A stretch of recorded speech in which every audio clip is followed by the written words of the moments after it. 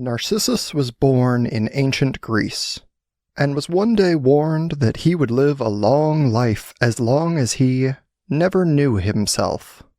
As he reached his teenage years, the handsome youth never found anyone that could pull his heartstrings. Instead, he left in his wake a long trail of distressed and broken-hearted maidens. Then, one day, he chanced to see his own reflection in a pool of water, and thus discovered the ultimate in unrequited love, and fell in love with himself.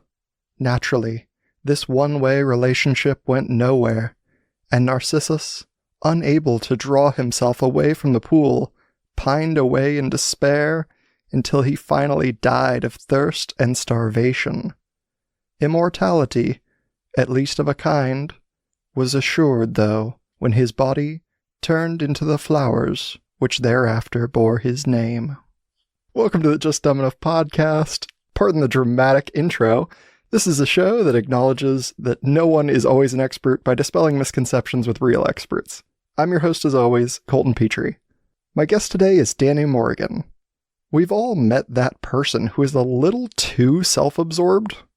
The world must revolve around them, rather they have to cry or scream or be silent to get their way. But what exactly is wrong with them?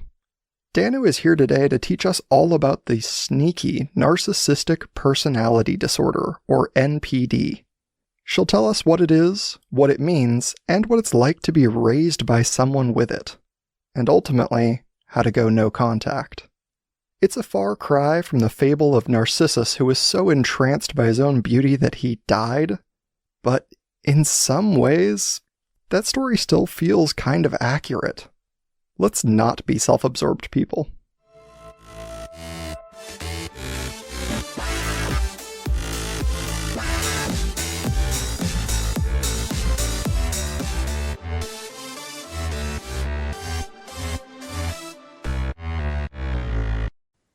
Welcome to the show, Danu Morrigan.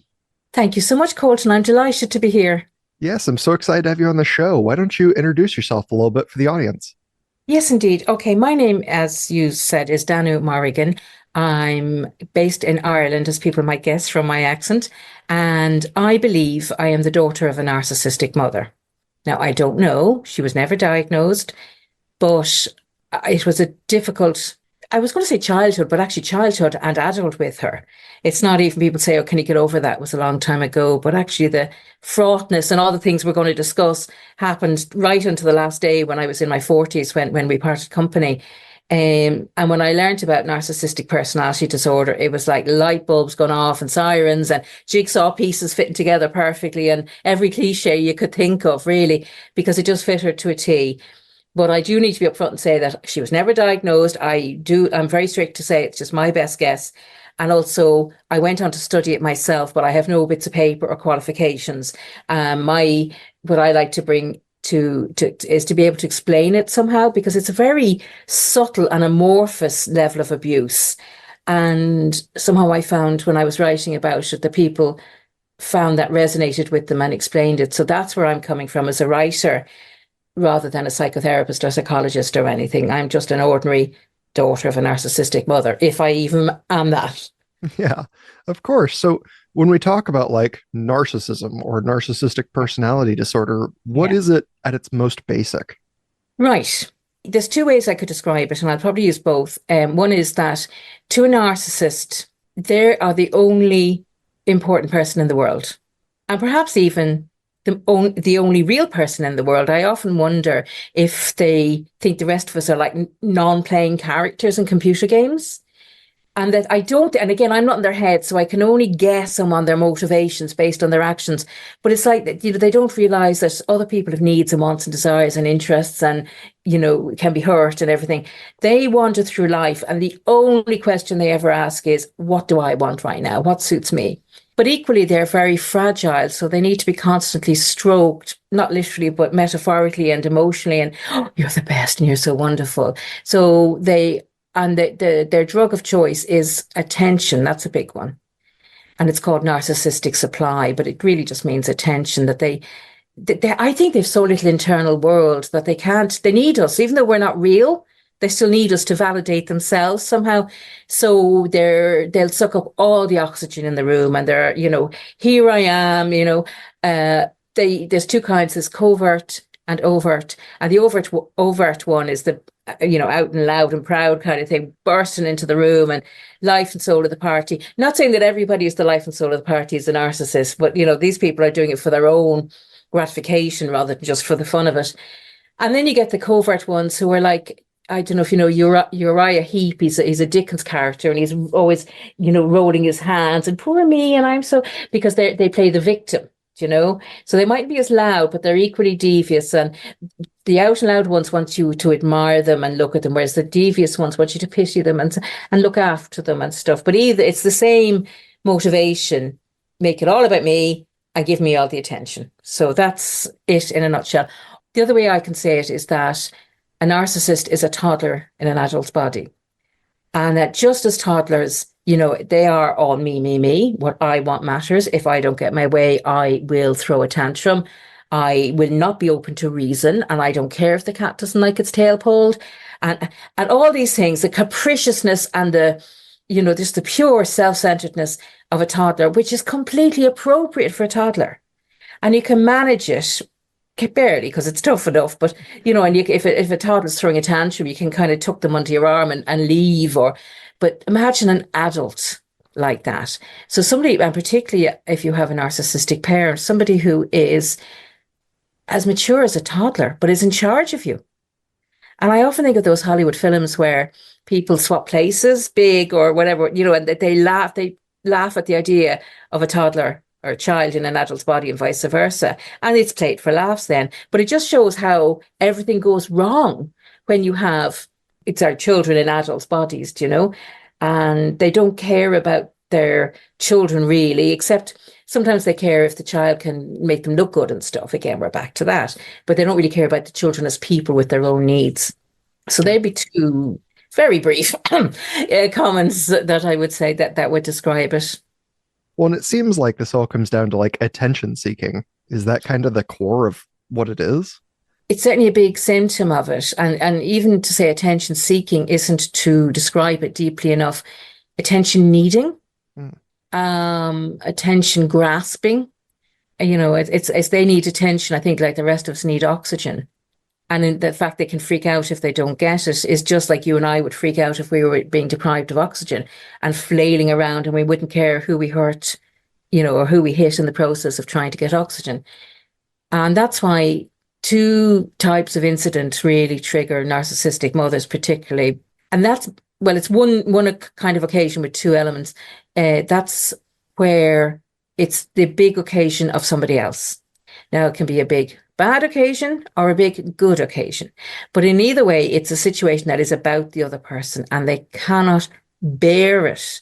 And that's where their worst comes out. So, for example, on my wedding day, my mother ruined it, made it all about her. And this would be so standard because, of course, your wedding day is about you, but she wanted it to be about her. And likewise, when bad things happened, like miscarrying my first child, my first baby, oh my God, Colton, the drama. She flew to my bedside and she was all, oh, my love, my darling. But she was acting it. She was loving the drama. There was no sincerity in it at all. So the big occasions really trigger them because they want the attention so badly that their grieving daughter, don't care. Their daughter's wedding day or graduation or whatever it might be, don't care. They need attention that badly. They'll steal it even from those types of things. Well, and this definitely throws some light bulbs on where you're like, oh, I know those people that, either like the poor me type, like they have some sob story where they're like, this is so hard, the thing that's happening to me right now.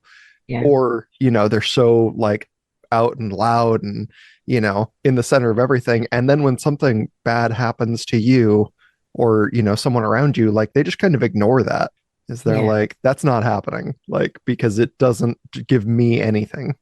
Well, again, they might if that's what suits them. As I say, my mother loved my traumas, I suppose, for want of a better word, because she could rock up and be the centre of attention as being the knight in shining armour coming to the rescue. And I'll give you an example, right? This wasn't nearly as bad as a miscarriage, but one day my car got stolen from outside my house by joyriders who joy rode it into a ditch. And I'd known it was gone all right, but there was no sign of it. But next thing, my mother rings me and says, "Oh, I know where your car is." And it turned out some good Samaritan had found it in the ditch and managed to, to look inside. And in the glove box, there was a letter addressed to me at my parents' house, where I used to live. Shows how often I clean out the car, but we won't go there. And so he looked, again, this is all very old-fashioned, looked her up in the phone book, the surname found, blah, blah, blah, right? Rang her. So this is how she got to know. So she said, "Right, well, I tell you what, we'll come up to the house this evening and we'll go and help you collect your car." Great. And then she said, "But your husband won't be able to come." I said, "What? How? Why? Who? What?" He said, "Well, if I'm in the car and your father and your sister and the ginormous dog and you, there won't be room for the husband." And I said, but it's not a picnic. My husband, A, was the only one of us who knew anything about cars to try and get the thing started, or B, was the person I needed for my support. But no, so she was thrilled about this. So they picked us up, and she was up to high dough. She was about excitement about it all, going on. And I'm sitting in the back feeling miserable. And she was telling me how she'd bought a bottle of whiskey to thank the person and how they'd said this and she'd said that. And she loved it. So she certainly wasn't ignoring the trauma, but she was feasting off it. It was like she was a vampire. Do you see? And yeah, and then she could turn around and say, "Oh, Dan was so ungrateful. There we were, went and helped her collect the car. And she was cross with us." And you can see how they spin it then. But it wasn't genuine help. It was drama, pretending to be help. Do you see the difference? Yeah, they kind of turn the event, like you said, to suit them, where it's like, "Oh, well, I went and helped them get the car and they were upset." But they don't say like, "Well, they were upset because I didn't allow their husband to go and I filled the car with people that didn't need to be there." Exactly, including the bloody dog. I mean, seriously, Alsatian-sized dog. Yeah, and then if you call them on it, and she did let me away with this one in truth, but I said, "Look, it's not a picnic." So she did let the husband come and they left the dog at home. But other times if you call her on it, then that's where they go straight to victimhood. And "You're so mean to me and nothing I do is right for you." And so nothing ever gets resolved, because instead of saying, "Oh gosh," like an adult might, "Oh gosh, I'm sorry you're upset by that. Here's why I did it, but here's how I could do better in future," or, and actually discuss it with you like a reasonable person. They refuse to resolve anything. And in fact, we could add that to our list of traits in a relationship with a narcissist. Nothing ever gets resolved. So what would happen? I'd call her on something and she might snap, "That's enough, Danu." And that would usually shut me up, because don't forget, when you're a child of a narcissist, you're born into captivity. I had this all my life. I was very entrained to be scared of her. And I used to get so annoyed at myself, a grown woman in her 40s at that stage, being scared of my mother. But I was, because she could turn vicious like that, right? But if I persisted, on the rare occasions I did, that's when the tears would come. "And you've upset me now, and you're so mean to me." So now the discussion would become about her upset rather than my issue. So if I said, "Look, I really didn't like the way you made the trip to rescue the car all about you instead of about me," that, "Well, you're so mean," and you see, and it would never get discussed or resolved. So that's another one that they will refuse to have an adult, and they hate, because their ego is so fragile but so needy. I often think, that their ego is like one of those soap bubbles, that it's very pretty and very iridescent but so fragile. Do you see? And big as well, big like. But if you dare call them on anything, that triggers them so badly, because they're like, "Are you telling me I'm the worst person in the world?" "No, I'm just saying don't do the thing." But they can't have that kind of nuance either. Well, and then they catalog that issue where they're like, "We didn't resolve this because I made it a way bigger deal than it needed to be, and now I get to bring it up later." Like when something starts to not go my way, like, I'm gonna bring up, "You remember when you were mean to me and I was trying to help you get your car back?" And you're like, "What? We're back on this? What happened?" Yeah, yeah, yeah. Or other things they might do. Now, my father, and I haven't figured him out at all, Colton. He was definitely her enabler, but something else was going on, but I don't know what. But he would, if you dare call them on anything, "Well, we put up with you and you're so awful." And I used to say, "But hang on, if I do something wrong, I want to know about it so I can fix it." And he couldn't really say, because there was nothing, and not that I'm perfect, but they didn't want me there to be a problem to be resolved. They wanted a stick to beat me with that I would shut up because, they were minor foibles and I was this horrible person. And one time he did decide what he was upset about, that when they left, they'd visited us. When they left, we didn't stand waving at the door until they'd driven out of sight.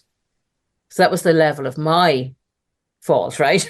And Wow. I didn't dare say to him, God, it was because we were so relieved you were finally gone. We could barely stand. We're clinging to the door and just waiting to get, because that wouldn't go down well, as you can imagine. But that's the level of when I actually pinned, oh no, what did I do? What have I done wrong? That was the level of stuff they came up with. You can't win. You can't win. Yeah, no, certainly not. So, I mean, if we like rewound the clock on this to, like the start of your mother's childhood, is there something that causes this kind of behavior? Yeah, yeah. The short answer, I think, is that nobody knows. I think it's very under-researched. When I first was learning about this about 2008, the conventional wisdom seemed to be that they were either undermined or, neglected as children or over treated, spoiled, really. But I'm not sure about that now. And I suspect in time we'll find out that it's actually genetic. So one of its cousin disorders, which is borderline personality disorder, has been found to run in families, for example.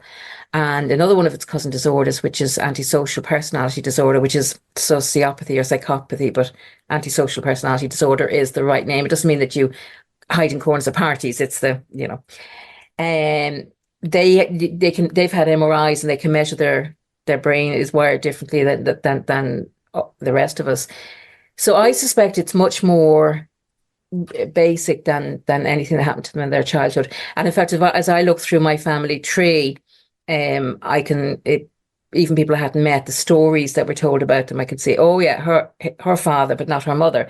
And in fact, her father was married twice because his first wife died, and both wives, the one I met as my grandmother and the other one were lovely, but the father wasn't. And then, oh yeah, that uncle, that aunt, but not that niece. And, and you can see it. I think it must be like blue eyes that it just comes out in some of the generation and others it doesn't. Yeah, But then interesting. if it's that basic, then you see it can't be solved because you can't change the color of your eyes, do you know? Yeah, I mean, it makes me think, and I'm talking without any research in front of me or anything like that, but I feel like I heard, when they were talking about like, we looked at psychopaths and we tried to figure out their DNA, and they're like, well, there's these 12 genes that pop up all the time. And you're like, oh, well, it is genetic, and having them doesn't mean you are one, but it does mean you're more likely to be one. Maybe so. Yeah, yeah. And it could be that propensity triggered by events. But my mother, for example, she didn't have any trauma in her childhood at all. She was the princess of the family, really, very spoiled and very, nurtured and everything. So I don't know. But then having said that, she told me once she wanted to go abroad to study to be a nurse, but her father wouldn't let her, or he didn't want her to go, so she didn't. And another time she said to me that she doubted she'd ever have got married if her father hadn't died young. So neither of those are very healthy, are they? That's not a healthy relationship. Right. Yeah. So, I mean, if a person has this, can they realize they have it? Or is this one of those things that's like, by definition, you can't know that you have it? Yeah, and again, I don't know. Because it's like anything to do with psychology, it's quite amorphous. One Canadian study said the best way to find out if somebody's a narcissist is just to ask them, and they won't mind telling you. Now, I've never known that. I've never known that because, again, narcissists need to believe they're perfect. So if you have a disorder, you're not perfect. So if you tell them, I think you're a narcissist, they would explode. And I've seen it, and I've other people have told me about it happening when they said it. I am not, how dare you suggest I am, blah, blah, blah. So no, I don't think that they can admit they have it as a rule. Obviously I don't know every narcissist or everything, but they are, how can I put it? They're stuck. Do you know what it is? They live in their own reality. And the reality of that is that other people just aren't nice enough to them. That's the problem, right? If people cop on, that would make everything okay. And anything that isn't that reality doesn't get a look in. And they are the most, or how can I put it, the most unself-aware, the least self-aware people you will ever meet. They never think, okay, how did I respond to that? How did I contribute to that? How could I have done that better? Again, toddlers. if you said to a toddler, are you aware you shouldn't have drawn on the wall? The question does not compute. It's just, what? And I think it must be like that. Yeah, they're like crayon wall. Fun. That's it. Yeah, exactly. Like Exactly. I did the math. It was pretty easy. Yeah, exactly. And so no, short answer I think is no, they don't know because they make it their business not to know. Now, how much deep down they're aware of and how much, when they wake up at 3 a.m, I have no idea. But certainly they don't admit to it and they don't let on to it and they don't go looking for help. Like you don't have 12-step programs for hello, my name's so-and-so and I'm a narcissist, and I'm trying to get over it. No, they just carry on narcissisting all over the place and ruining relationships and, making people miserable. And one thing I will say as well that I think, because again, it's a cousin disorder of psychopathy and sociopathy, that there's different levels of narcissism. My mother, I think, was quite mild on that. If you kept my mother sweet, she was fine. Again, like a toddler. If you gave her everything she wanted and praised her and stroked her, as I said, verbally and psychologically, and didn't have any needs or wants of your own, which is hard when you're a kid and that's what you are, is needs and wants. But if you kept her sweet, she was lovely. She'd be sweet and chatty and blah, blah, blah. It was only when you crossed her in any way that the demon came out. But there are some narcissists that we call malignant narcissists, and they're the ones, and I wonder if they're really sociopaths light or maybe even just sociopaths, because they're the ones who will give your pet away when you're at school one day. Or even I've, corresponded with daughters of narcissistic mothers who had a pet. They run a farm and they had a pet piglet or something. And next thing the mother says, that dinner you just had? Yeah, that was Percy. That they would do something, they would go out of their way, go to effort to hurt you. Okay. And again, they like the drama, they like the sense of power it gives them, maybe. I mean, I struggle. You see, you're asking me questions, but I'm because I'm lucky enough, and if it is genetic, it is only luck that, I cannot compute that. Like, why would you want somebody to be unhappy when they could be happy? I just don't get it. So if you're asking me to explain it, it's very difficult because it's not something I understand. I witness it, I observe it, but I don't understand it. Yeah, those are the people that have 99% good lives and then 1% inconvenience. And they're like, well, I just can't see the good. Like, what's out there that's so good about my life? Maybe so, yeah, yeah. And people used to think narcissism was associated with vanity. And it certainly can be a trait, but about your looks, or it can be, there's a thing called somatic narcissists who are very vain about their supposed intelligence. But others aren't. It's not about vanity, it's about attention and ego, really, as we said already. So, and you could, some narcissists, like they made up to the nines, they're the ones who keep going under the knife. Yeah, it is, but it's not the defining trait.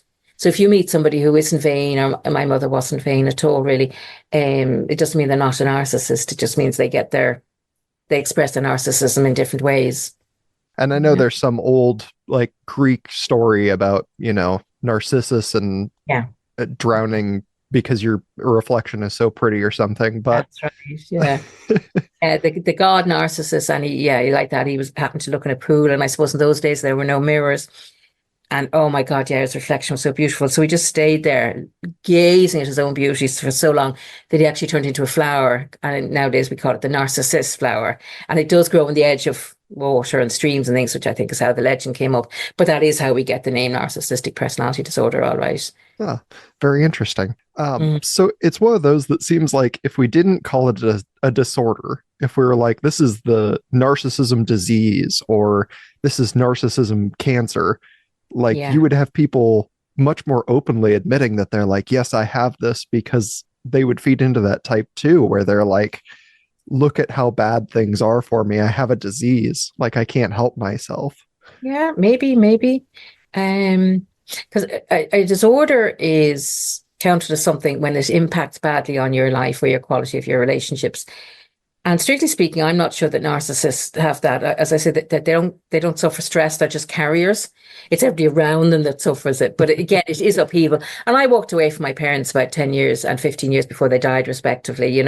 They lost me in their life. Now, they mightn't have seen it as a loss. I know they were angry more than self-reflective. But, to the extent that there's any value to me as their daughter, they didn't have it, right? So it did cause upheaval in their lives. Um, but, and we can't really call it a disease because a disease is something you catch or you get. Um, but it would they? I don't know.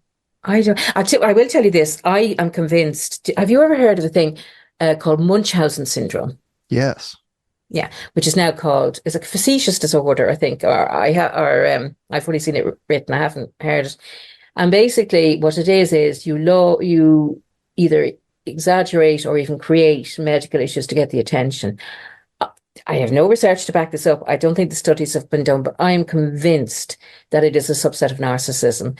And because when you're in hospital, it's not pleasant, but oh my God, you get attention, you know? And I know my mother loved being ill. She used to have this. I put it to you this way, Colton. I remember when I had a dog, and if I was, if all the signs were there that she was going to be brought out in a walk, so I had the lead in my hand and I was wearing particular shoes and a particular jacket, she would be quivering with the excitement, right? That she just knew this was, and it was so much, I can't bear it. My mother would have that sometimes about her narcissistic situations, and she'd have that when you go into hospital. She'd be sitting up in the bed like Queen Bee and telling me all the gossip, that lady there and this lady in that bed, and Dr. So-and-so said this to me. She loved it, I think, judged on her actions, right? So if they thought they could get away with saying they had cancer or they had things, yeah, maybe. But if it's something that makes them not a good person, like if you get cancer or something, it's no reflection on who you are as a person. Sure, it's not. So I don't know how they'd, if we did rename it as narcissistic cancer, I genuinely don't know, but I still can't see them going for it. If it's anything that makes them feel less than perfect. Yeah, I could say that because it's one of those where you'd have to balance like, how much sympathy do they get from it? How much do people Yeah, care versus like, yeah, yeah. how much does this make me look bad? Exactly, exactly. Um, so yeah, but I suspect they can play up other illnesses and things to get that attention, you know. Yeah, well, and I think that's the one that we see in media the most often is like Munchausen's by proxy, which Yeah, is like causing someone else, usually in movies and stuff, it's like their child. They yeah, cause them to be sick intentionally so that they can yeah, like look at what a good caregiver I am. Like yeah, look at how well I do to take care of my poor sick child. yeah, yeah. And also loads of trips to the hospital where you get lots of attention. Yeah, yeah. I wasn't going to mention that one because I just find that so heartbreaking. But yeah, it's a thing too. It Yeah. really is. And again, I'm not aware of any studies or any science that means that it's only narcissists who do that. But I'd love there to be a study, and it would be so interesting to find out. Yeah, it's definitely like the most sad one, but it Mm. does seem like when you describe this, like it does fit really well under the umbrella term of narcissist, where you're like, that is Doesn't it? Yeah, definitely somebody who's in it for themselves. yeah, yeah. And attention, and we're back to that because and if you do read the literature on Munchausen's, it is about the attention they get. And narcissism is about the attention you get. And as I said earlier, that you get different narcissists have different techniques for getting the attention they need. Maybe there's a subset who that's their way of doing it, you know? Yeah, very possibly. Yeah. Well, and that kind of made me think about this because when I came into it, I was like, oh, a lot of when we talk about disorders, you have like an anxiety disorder. And it's Mm, like, that's very hard to live with. But it mm. kind of seems like, by definition, narcissistic personality disorder is not hard to live with at all for you if you have it, Exactly, because you're like, exactly. this is great. Everything's awesome. And I'm the main character. Yeah. Except that people aren't giving you your due respect and due attention and due worship, right? Um, as I said, life would be perfect if the others would only get in line and treat me like the perfect person I am. So it's certainly they're not aware of having a disorder, but life isn't perfect for them either. Because again, people insist on having their own lives and their own interests, and the rest of us again, we understand that when you're with somebody, you're meeting their needs and they're meeting yours, and and you're creating something lovely between you of that moment or that conversation, and you both are enriched by it, and you both come away feeling, oh, I had a really nice time with my friend or whatever.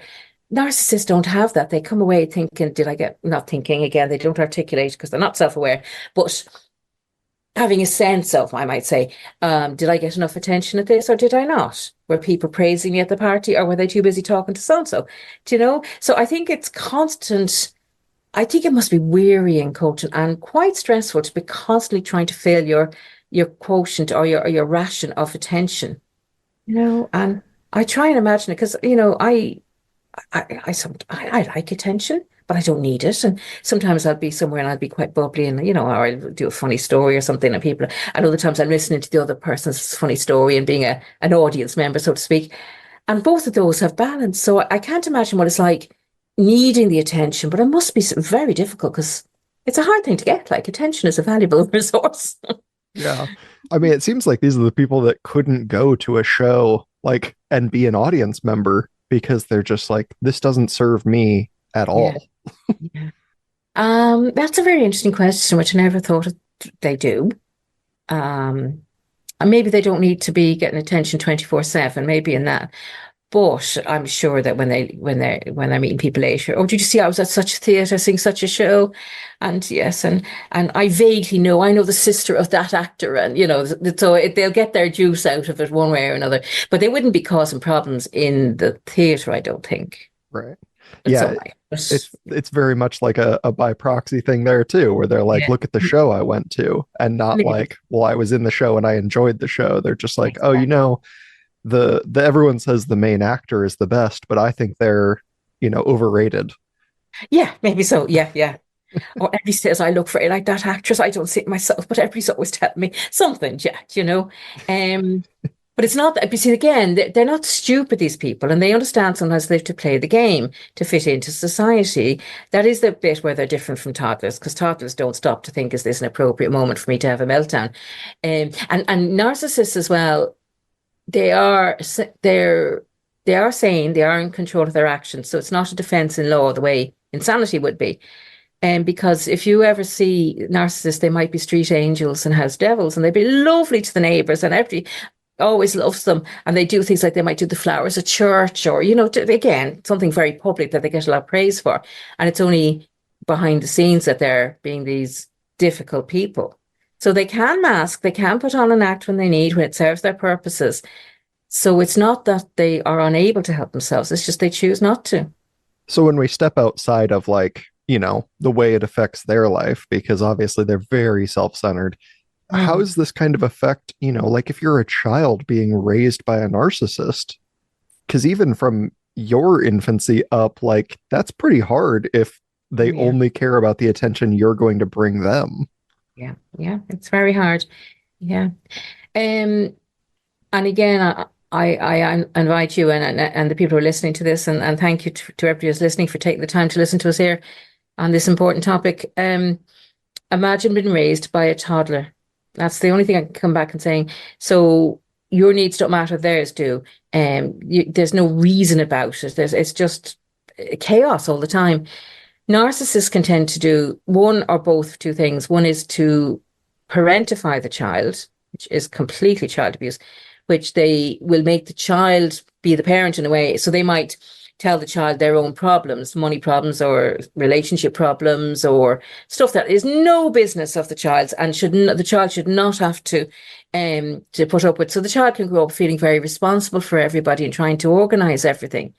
And that can really, really lead into overachieving in adult life and feeling you can never rest until everybody's happy. And as well as they can infantilize you, where they don't teach you the stuff you need to know. And they might say, no, it's too dangerous for you to go there. Or you might, to try and keep you weak and fragile and dependent on them. And both can happen. And it might sound like a contradiction, but somebody can't say to you, no, don't go there, it's too dangerous. And let me tell you about my problems with your father at the same time, and so it's very messed up. Also, we don't get the bonding that we should. We don't get that sense of because it's through the parent that the child learns to know themselves and to value themselves, and we don't get that. So we have to find our own value, and that's very difficult. And I think it's hard, again, it's hard to know exactly what impact it had, because we don't know any different. And I know when I had my son, and I would be far from the only one saying this, that there was huge grief in it, because everything I did for my son, I went, oh, that wasn't done for little Danu, right? Yeah. And I'd just be, I don't know, just I couldn't stop myself kissing the top of his head, say, when he was an infant, or sitting on my lap and we're reading stories together. No. The narcissist mothers tend to fall into two categories. One is ignoring and one is engulfing. And my mother was an ignoring mother. She just didn't, I mean, she fed us and she clothed us, and, social services would never have got involved to that. We weren't elected legally. But and then the engulfing ones, they're all up in your business. And that's worse, I think, because it's very hard then for that child to get a sense of themselves. So they might do things like say, "Oh, we like cabbage," meaning her and her daughter, regardless of what the daughter does like, and want to know all details about your business. If you start dating, and they want to know I mean, obviously we don't like to know, oh, did you have a nice time? Yeah, but I don't mean that. I mean, without going too crude here, really inappropriate details, they'll want to know. And so sometimes those daughters can say, oh, my mother's and I are best friends, and believe it's true, but it's still very unhealthy because it doesn't give you time, it doesn't give you space to go out into the world and make your own best friends. Do you know what I mean? Now, my son and I are very close, and I would consider we're very good friends. He's an adult now. But I'm not the center of his world, and I don't want to be, and I shouldn't be. His partner is the center of his world, and that's as it should be. Or even if he didn't have a partner, he himself should be the center of the world and exploring the world instead of centering me. I hope I'll always be important in his life, but not central. Does that make sense? Whereas the engulfing mothers want to be central. Again, it's all about me. I'm the one that matters. And they don't have the sense that their child is an individual separate from them. And that's very psychologically damaging as well. So Yeah. so whichever one it is, it's horrible. Yeah. Well, and it seems like, a lot of people grow up with that like different normal personality where it's like some kids, like me, were very adult from a very early age, where it's just like, that's just part of my personality. It seems like parents, if your parent has this, like you're kind of driven to an extreme. Like you have to be, like the kid that's always revolting and breaking the rules and trying to escape because you want out, or like you're so strictly well behaved because you know that like any sideways movement is going to have immense repercussions. Exactly. I remember one daughter of a narcissistic mother telling me that she had to learn to use the washing machine and was in charge of her own laundry and get this quote when she was not tall enough to reach the buttons on the washing machine.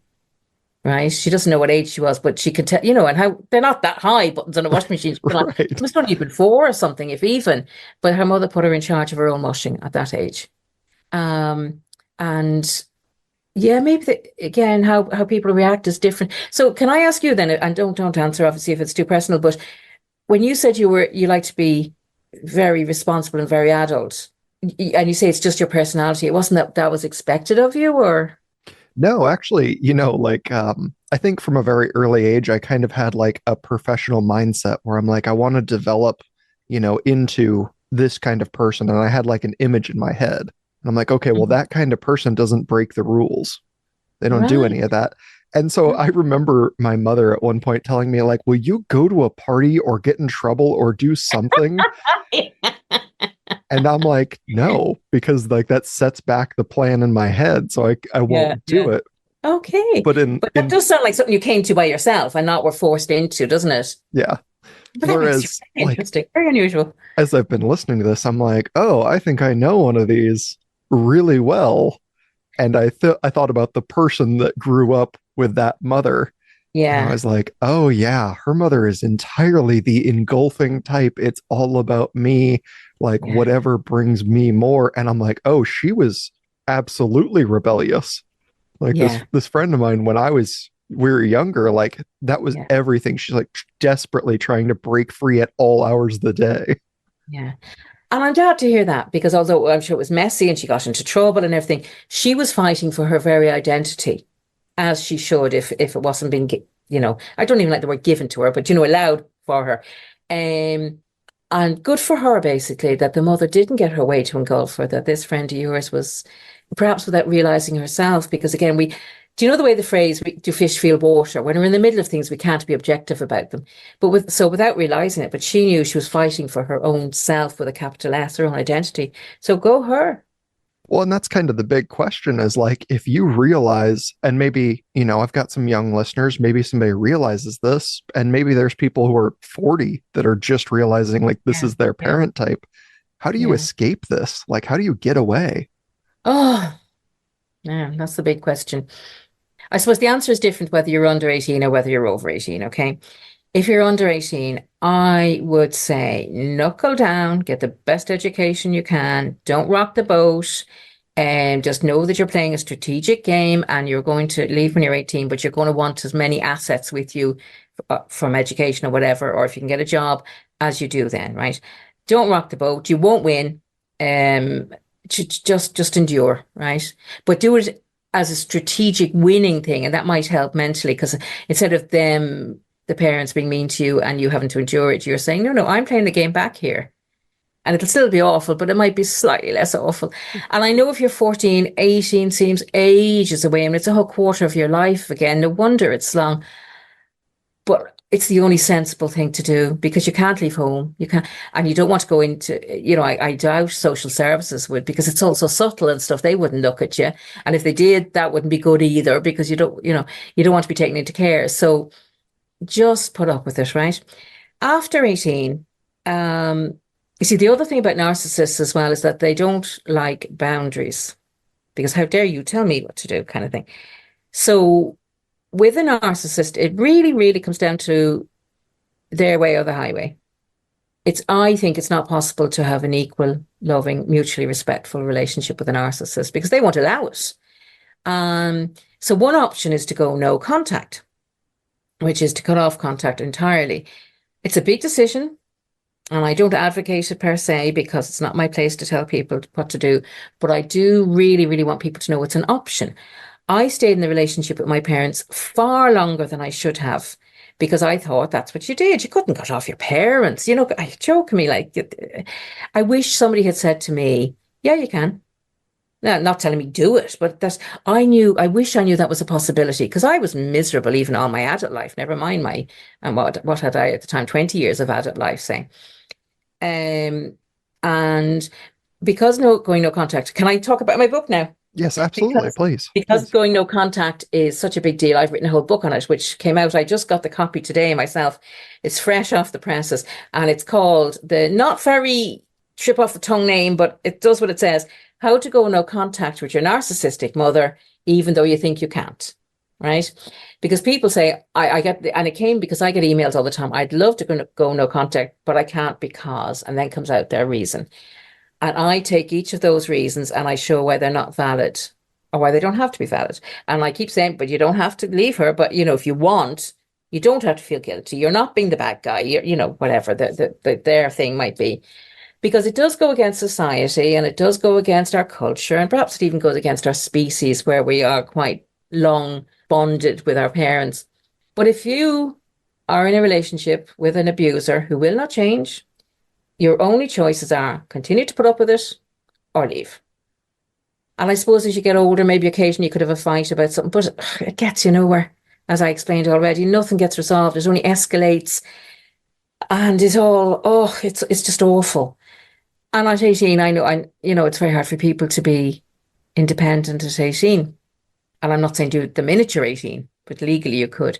But maybe, be aware that it's a possibility that if they're consistently undermining you, invalidating you, disrespecting you, ignoring your needs, sabotaging your big occasions, and all the stuff we've talked about, you don't have to put up with it. You wouldn't put up with it from a stranger. And just because they're related to you, I argue and I offer, you still don't have to put up with it. Being somebody's parent is not a license to abuse them. I mean, absolutely. And I love the way of thinking about that. If you're one of those younger people, like this is a chess game and you're not playing it for the next minute or the next day or the next week. Like you're playing it for the next decade. Like you're trying to set up these really long moves that I think that mindset would really help people to say like, oh, if I just lock into this, it becomes less suffering and it becomes more of a game. Yeah, if they can take that mindset, it's still not going to be easy. I'm not pretending it's easy, but they're stuck in that situation anyway. So they can be stuck in it and suffer it and try and resist it and get into trouble for that, or they can be stuck into it and, as you say, play chess. And there can be a bit of satisfaction. So if your mother grounds you because you look crossways one day, okay, well, you think you're winning, but actually I'm winning because I'm going to spend that time studying and I'm going to get free of you much sooner or whatever. Obviously I'm only saying an example, but these abusers might think they're winning, but you're really winning. Yeah, just take it and twist this to your Yeah, advantage where you're yeah, like, no, no, this is working for me actually. yeah, yeah. And worst case, say you say it was only ordinary teenage angst, and you had perfectly lovely, lovely parents as well. Oh hell, you've just got a great education for nothing. You're not going to lose by that anyway. Do you know?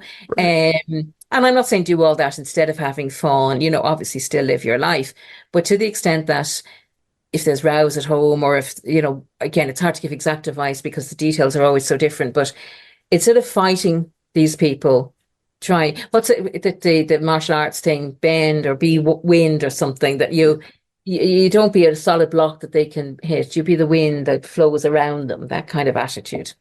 Yeah, well, and the other one, I mean, I could see so many excuses coming up to be like, well, I can't cut them off because of X, Y, or Z. Mm. And even like, I could see arguments coming up after you've gone no contact where you're like, well, it's been a year. I can't exactly, you know, how long am I going to hold out on this? Or they're going to be more upset with me because it's already been a year and I haven't contacted them.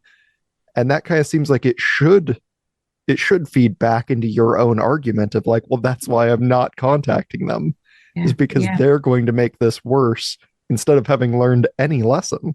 Exactly. If you were scared to go back to somebody, doesn't it show how toxic the relationship is? Theoretically, no contact is forever.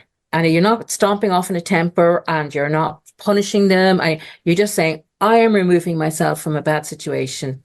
I love myself enough to surround myself with people who will respect me. Um, and here, yeah, and obviously anybody can make any decision they want, and in 10 years' time they might want to try again. And I do say that in the book, you might try 3 or 4 times to reconcile and then find out nothing's changed. And that's okay. You can't get it wrong. Once but you are absolutely right, Colton, when you say that a year later they won't have done any self-reflection. I mean, I heard my parents were furious with me for going no contact. Furious, particularly my father, who and my mother, I'm sure, was playing victim about it all. Um, which I find crazy because I know, again, my son, I'd be like, oh my God, how can I fix it? What did I do? He must have had good reason for it. Instead of them, they didn't get enough of that. They went straight to fury. How dare she? And that seems like, the human nature. I think when we lose good things in our lives, we reflect on that a lot. And we're like, how could I fix this? If Yeah. not the thing itself, like a future version of it. How Yes, could I yes, keep myself from losing good friends? Was it something yeah, I did? Like exactly. this rehabilitation period. And lots of people go through that where they're like, oh, I didn't have a relationship with my ex parent because, for 10 years, because Yeah, like they had a drug problem. And so I yeah, wanted to stay away from them. And then you hear the parents like, I got clean. I missed you. I realized I was wrong. Like, I'm a better person now. And yeah. that seems like, by definition, we're not going to see that out of narcissists ever. Exactly, exactly. And as you say, by definition, no, no, they do not change. They cannot change. And so, yeah, and I take no joy in saying this to people listening, that the toxic dynamic will not change, and you cannot fix it because you're not the problem. And I'm not saying you're perfect. I know I'm not. But anything I brought to a relationship was ordinary human foibles, and many selfishnesses and thoughtlessnesses. It wasn't toxic dismissal of the person's whole self. Do you see the difference? And I've been willing to listen when people say, Dano, I didn't like when you did X. I may or may not agree. I don't think, we should have to agree. They might be wrong, but I'll listen and I'll take it on board and I'll evaluate it. And more often than not, if they care enough to challenge me on something, yeah, they were right about it. Um, but not the narcissist parents. No, no, and they won't get clean, to use the metaphor, um, because they can't. Yeah. Well, and this And that's why seems, they should. I mean, it seems like a beautiful solution. I know we're kind of saying like it's really hard. We're not going to advocate, going no contact because that's a very hard decision. Yeah, for sure. However, like there is a bit of beauty in that because if you decide to go no contact, you are a normal, healthy, functioning person because you've made that decision. You Yeah, might realize a year into that, like, oh, maybe I overreacted. Like maybe I was just seeing the bad things and the good things are also there. And you can turn around and say, like, you know what? I totally misjudged the situation. I've grown as a person. I was wrong. And, there's really only very little harm done. And you got to grow as a person. Whereas, like, if you go no contact And a year later, you're like, you know what? Good. Like, they were really toxic. Like, you still kind of win. Yeah, exactly. Do you know what? I don't think people overreact when they go no contact. Nobody walks away from their parents on a whim. Do you know? Yeah. Nobody says, "Oh, she forgot my birthday, so I'm leaving." You know, it's a whole lifetime of stuff, and the refusal to fix it, and the refusal to change. Not saying again that somebody could, like, you might fall out with a friend, say, when you shouldn't have, and a year later you go, "Oh, no, that really was me." Absolutely. You know, we're imperfect humans trying to stumble through life and relationships as best we can. But it takes a lot to break the parent relationship, and that's why I wrote the book, to give people, you know, step by step help on how to do it. Because I know it's so difficult, but I know it's so necessary to have the choice. Otherwise, we're trapped forever. And what I would say to you, and this is what I say personally in my own life, and also I've heard a million times from, because people write to me all the time, obviously. Um, my only regret is I didn't do it sooner. And I absolutely would say that. You know, I spent 20 years pandering to them, being bruised by them, being dismissed by them, being undermined by them, having my successes ignored by them, except when it suited them, of course. Um, you know, I remember saying to my father once, "Oh, she's not interested in me." And he said, "Don't be silly. She talks about you down the bridge club all the time." So I realized, yeah, she's interested when she can, "Oh, did you see my daughter did this?" Or you know, whatever little success I might have had. But God forbid she give me the celebration of it, you see. And so, yeah, they were only interested in as much as I could bring them value, in a way. So it's just so ongoing and so detrimental. And I look back now and I think, oh, I could have done so much better if I wasn't having this toxicity dragging me down. And I spent 20 years doing that. 20 years of my adult life, obviously the 20 years before that again, but I didn't have a choice about that. I wish I had somebody like me saying it to me at age 20. You don't have to. Well, and I think that's fantastic advice to leave people with. Danu, thank you so much for being here. I want to make sure people can find the book if they're looking for it. Give them the name one more time and where they can find it. Okay. How to go no contact with your narcissistic mother, even if you think you can't. And it's on, my website is daughtersofnarcissisticmothers.com. If you Google that, or my name, Danu Morrigan, either. And it's on Amazon, and you can buy it directly from the publishers. That information is on the website. Oh, fantastic. And I will put those in the show notes. So if anyone is looking for them, there is a simple link. You just drop down, click them, buy the book. If you do buy the book, as I always remind people, please leave good reviews. That is how other people find these. Not everyone's going to hear this episode, and some people need to know that they have a narcissistic mother. Exactly. Good reviews if you find it good, obviously. Yeah, but yeah, if you do find it good, I would really appreciate you sharing that. And thank you so much for reminding them, Colton. Yes, and thank you so much for being here. I have appreciated your time immensely. And thank you for having me as a guest. It's been a joy. Thank you. Do you know any narcissists? I've certainly known a few, and it makes me wonder if I went no contact far later than I should have. Tell me your experience, and maybe we'll have successfully learned together. In other news, June is officially here, and the rankings are all new. Number 1, the United States, led by New York, New Jersey, and California. Number 2, Australia, with New South Wales leading them to an early number 2 spot. Number 3, Scotland of the United Kingdom. That's certainly a shakeup. Number 4, Ghana, who did end up beating South Korea last month. And number 5, Canada, with Ontario barely keeping them in the top 5. That's it for this week. Have a great week and a great weekend. I'll see you all back here next week for another new episode. Until that next episode, pretty please do all those things that help the show grow, like rating, reviewing, liking, and subscribing. Remember, you can reach out to dumbenoughpodcast@gmail.com or on any of the social media pages if you want to reach me personally. But most importantly, stay dumb.